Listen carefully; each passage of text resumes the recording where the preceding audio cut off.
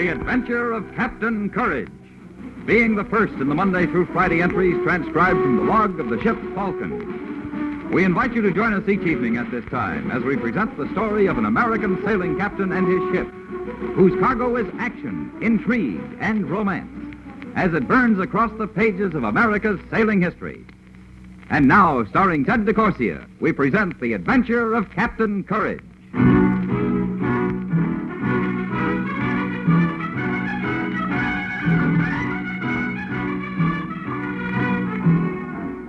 This being the first entry to be read from the log of the schooner Falcon.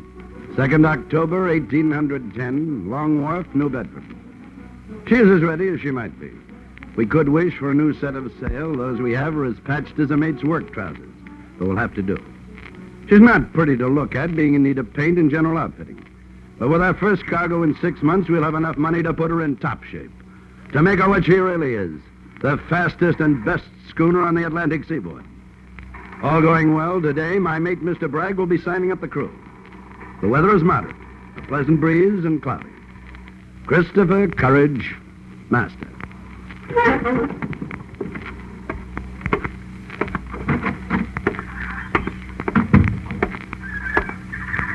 I don't like the look of those ratlins, Mr. Bragg. Aye, Captain. I don't either. But that's not convincing the outfitters to give us new rope. Can't you get just a little out of Marlin? Hard money's what they want, Chris. Are you going ashore? Yes. Well, you might stop by and see what you can do. They told me no more credit. And we need topsail sheet blocks, quarter blocks, about 40 fathoms of cable, not to talk about carpenter, tackle, and provisions. And the sails, oh, Chris, the first gale we hit... We've got this far, Tom. We'll make out, so stop your howling and see what you can dig up for a crew. I'll be at Marlin's on Water Street if you want me. Aye, a crew. And what am I supposed to offer them for pay? I don't care what you offer him. Get me a crew, mister.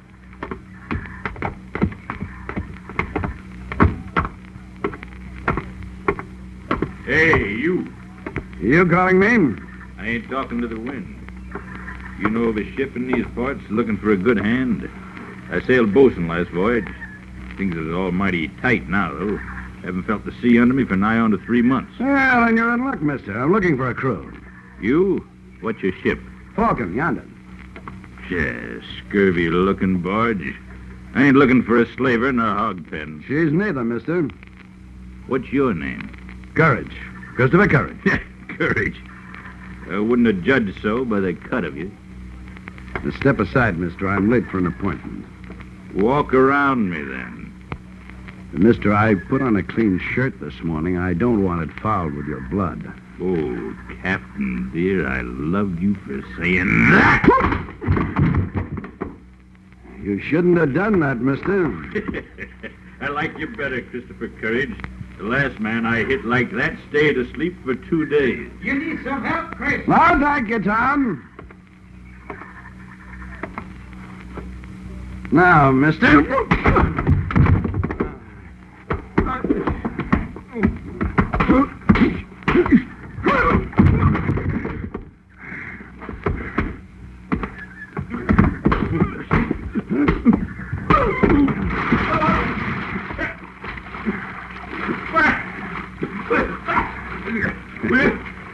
Will you give me a hand, Captain? There, get hold of the rope.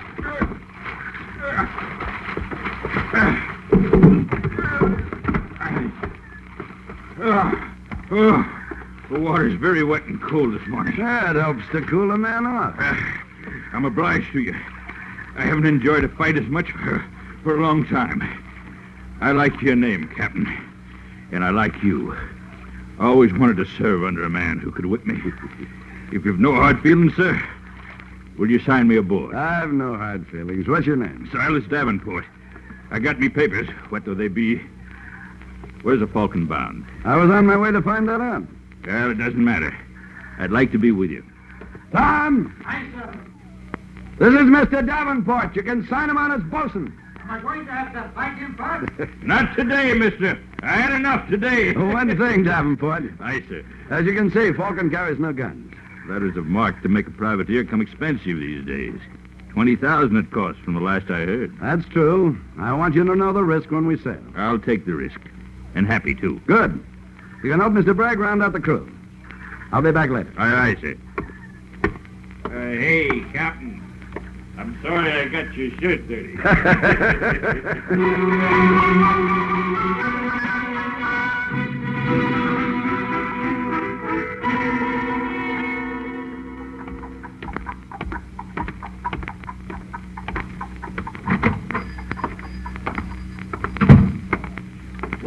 Well, Captain Courage. What a pleasure, sir. Oh, you've met with an accident, sir. You're sure? The accident happened to somebody else, sir. I must apologize for my appearance. Oh, no apologies are necessary, sir. None at all. Sit down, sit down. Oh, thank you. And how are we progressing? Well, the Falcon's ready to sail, as ready as she ever will be, Mr. Marlin. Excellent. I'd feel a sight more comfortable, though, if I had some money to... But you haven't, Captain. I'm speculating on this voyage every bit as much as you are. The consignment has taken my last penny. The rest is up to you. Yes. All right. What about the cargo? When do you want me to start loading? Oh, the cargo, yes. Well, immediately, Captain, as soon as you possibly can. Good. Now I think we'd better get down to those details you passed by when you hired me. The details. Oh, yes. Well, I'd say that they were more in the nature of provisions than details, Captain. Provisions? The cargo consists of sugar, tobacco, and assorted goods. They are sacked and kegged and waiting in my warehouse. You will ask no questions about it, nor about your destination. What? I don't understand. You hire me to carry a cargo and you won't tell me where? As far as you and the customs authorities are concerned, you are shipping my cargo to Martinique. Well, that's fine, but where am I really taking it? Your sailing orders will be delivered to you 10 minutes before weighing anchor. However, I can tell you that you'll be bound for a West Indies port. Smuggling? No, Mr. Marlin. Oh, I've said nothing about smuggling. Oh, believe me, sir, the cargo will be inspected and found to be in perfect order. Oh, that's one of the provisions, Mr. Marlin. You said there were others. Oh, one other, Captain. Come with me, please.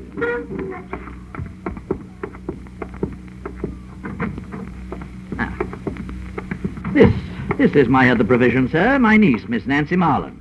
Captain Courage, my dear, you remember my speaking of him. He's in command of the Falcon. Captain? Miss Marlin.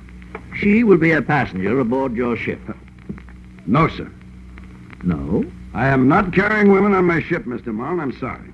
There is a distinction, Captain, between what you call women and a lady. I should be happier if you'd recognize that distinction. Captain, consider your circumstances, if you will. I have. I'm aware of them. There are many ships in New Bedford and few merchants with the will to allow their cargoes to sail. Thus, we would have no problem in obtaining ourselves another captain. Am I correct, sir? Completely, sir. So obtain yourself another captain. I've never taken a lady aboard a ship of mine, and I don't intend to start now. There's no decent cabin. You know what the Falcon is. She's a merchantman. Fast enough, but room for cargo and crew, and that's all. Oh, I'm aware of that, but I'm sure you could somehow, during the time it takes you to load, put together makeshift quarters so that Miss Marlin would be reasonably comfortable. Mr. Marlin, I think what you're trying to say is that if I don't agree to carry this passenger, you're no longer interested in my commission. I should hate to put it that way, sir. Yeah, but at the risk of hating yourself, you do put it that way. You don't think that I'd find it any less distasteful than you, do you, Captain? I can think of traveling in far more pleasant surroundings than you have to offer. Nancy, my dear. But look here, sir. No, you look, Mr. Marlin. I need your cargo. I need it badly. Well, you've asked me to close my eyes about my sailing orders. Now you want me to take her with me. There's enough trouble at sea between the French and English. I'm willing to take the risk with your cargo if you are, but I'm not taking the risk of your niece. I'm sorry. Captain, I will give you and every one of your crew a handsome bonus when you make safe delivery. Just as you said, Mr. Marlin, New Bedford is packed with sailing masters who jump at the chance of a cargo. I'd be happy to recommend 2 or 3. You're the man I want for the job. I'm sorry. Just a moment, Captain, if you please. There is the matter of a written contract between us bearing your signature. That is correct, is it not? Tear it up. But I do not wish to tear it up. I wish it to be fulfilled. Not by me. By you, Captain Courage. Take it to the courts. Oh, I shan't have to. It's binding. This has been proved in the courts. Do you know, sir, that I could quite easily have your master's license revoked were you to refuse compliance with your contract? I've decided something, Mr. Marlin. I don't like you or anything you have to say. Oh, possibly so. But we return to the matter of the contract. What happens if I go to Customs and inform them that you're falsifying the sailing orders? I shall tell them that you're lying. Besides which, I haven't said that you're not sailing for Martinique. It's not against the authority laws to give you sailing orders when and as I please. It's not in my contract to carry passengers. Exactly. Neither is it in your contract that you shan't carry them. That, my dear sir, is at the discretion of the merchant. I am the merchant. I request you to carry Miss Marlin. Either that or... When do you want me to sail? As soon as the cargo is aboard. Oh, it should take no more than 3 days to load. I'll take no responsibility for Miss Marlin's safety, whatever happens to her. We both understand, Captain. All right. Oh, good man, good. I feel this is the beginning of a most happy relationship. And now, sir, I think a glass of wine is indicated to wish the bargain well. You'll join us? Oh, yes, Captain. Please do. Thank you, ma'am. No. I find it necessary to do business with your uncle, but I'll drink with whom I please. Good afternoon.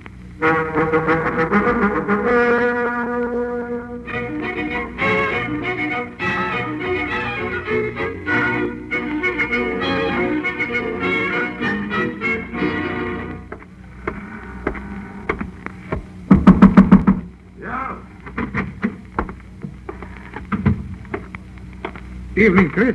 Where have you been? It's 8 bells. Where have I been? Did you send me out to buy you a crew, or did you not?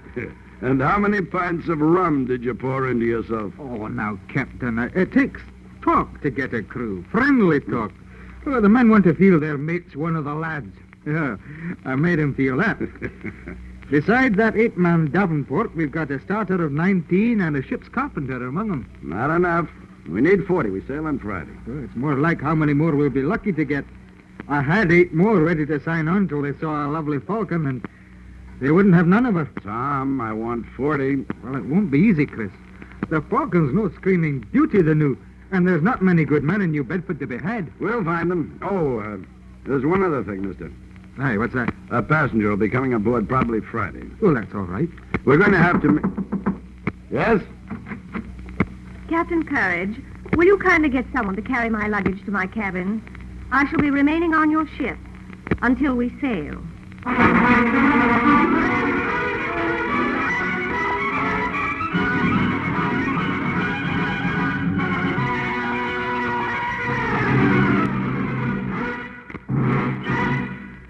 The Adventure of Captain Courage, starring Ted DeCorsia, is produced, written, and directed in Hollywood by Anthony Ellis and William Conrad.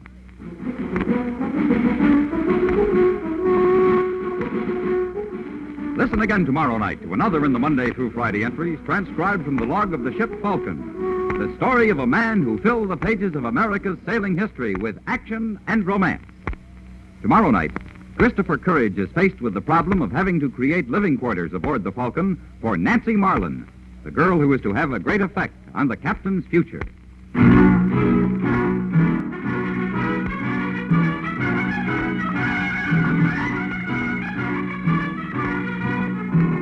This is the CBS Radio Network.